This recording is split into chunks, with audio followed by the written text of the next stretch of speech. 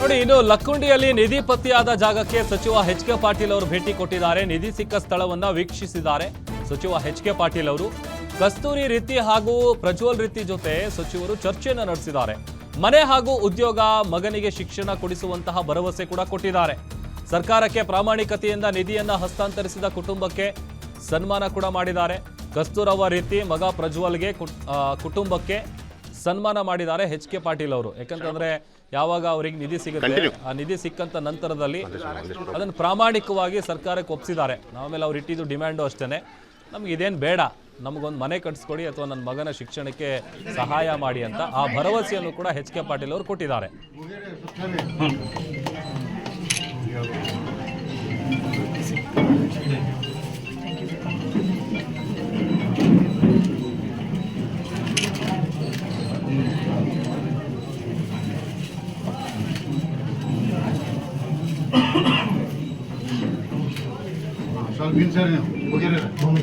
moment